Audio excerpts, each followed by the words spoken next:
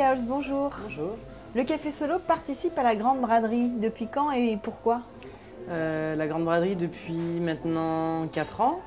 On a pris exemple sur les grandes villes comme Lille où ça générait beaucoup de monde, dynamiser la ville, l'économie de la ville, faire travailler les commerçants, les petits commerçants comme nous et permettre aussi de vendre nos stocks pour pouvoir faire du chiffre d'affaires aussi, faire connaître nos boutiques à d'autres personnes que les gens de Montpellier.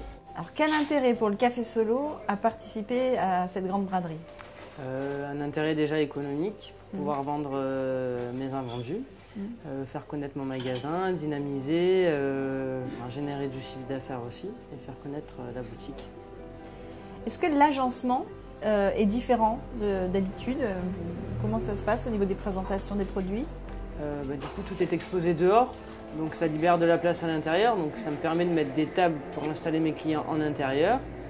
Donc je vais générer du chiffre sur ma partie service et à l'extérieur j'ai tout aménagé comme si c'était à la maison mais en extérieur pour recréer une ambiance pour les gens qui vont se balader et qui vont s'arrêter à notre stand.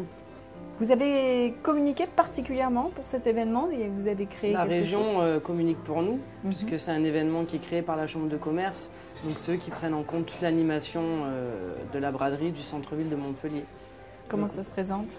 On reçoit un mail, on s'inscrit via internet et puis on récupère après tout ce qui est affiches, prospectus, sacs pour le grand bazar. Donc la communication est vraiment faite par la Chambre de commerce. Et après nous, on communique via nos réseaux sociaux. Moi j'ai communiqué par Facebook, sur Instagram en faisant des photos et en informant les gens. D'accord. Bon, c'est quand même un événement qui se sait, voilà, c'est depuis 3 ans maintenant la Grande Braderie. Quelles sont vos attentes, enfin, en tout cas les retombées que vous espérez pour ce genre d'événement? Concrètement, vendre tout ce qui me reste, voilà, parce qu'il me reste toujours 1 ou 2 produits de chaque. C'est vraiment vider tout ce que j'ai pour renouveler ma marchandise.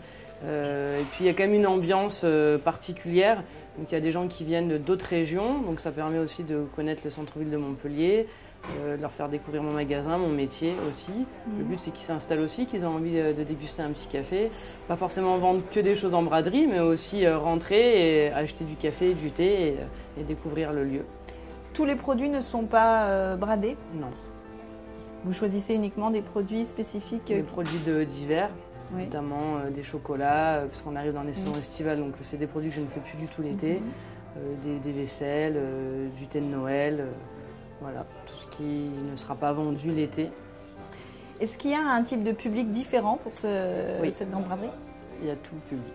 C'est-à-dire, par exemple? Du coup, on n'a pas notre clientèle habituelle. On a des gens qui viennent d'autres villes, d'autres villages, qui ne sont pas forcément des gens du centre-ville non plus ou des citadins.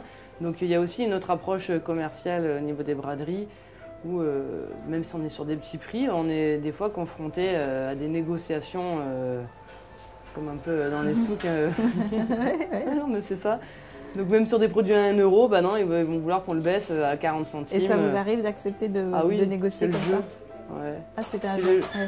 Si les gens sont sympas, que j'ai 3 tasses et qu'ils veulent m'acheter les 3, mais en faisant un prix, moi mon but c'est qu'il n'y ait plus rien. Voilà.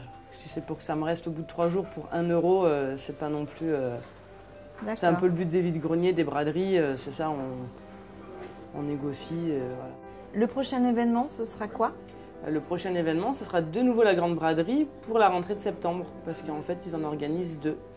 Et pendant l'été, il y aura quand même un autre événement, mais je ne sais pas si ce sera la fête de la musique, parce que nous sommes ouverts toute la nuit pour la fête de la musique, avec un orchestre, avec du punch maison. Et ça fait 15 ans qu'on fait cette animation aussi. Donc là, par contre, c'est pas de prix spécifique, mais c'est un événement extraordinaire là, dans le lieu, c'est ça? C'est créer un événement via déjà l'événement Fête de la musique au niveau national.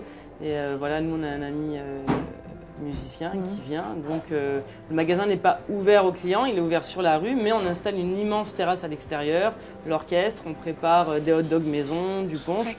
Mais ça permet aux gens qui ne sont pas d'ici, ils vont s'arrêter sur le lieu le soir, on dirait Café Solo, mais donc revenir après la journée pour venir. Donc c'est aussi pour nous. Vous sentez en fidélisant, enfin vous sentez que vous fidélisez justement vos clients en participant à plein d'événements comme ça? Vous voyez une différence? Il y a une différence, ça fait connaître le lieu. Donc on a beaucoup de nouveaux clients et qui deviennent maintenant des clients réguliers aussi. D'accord. C'est chouette.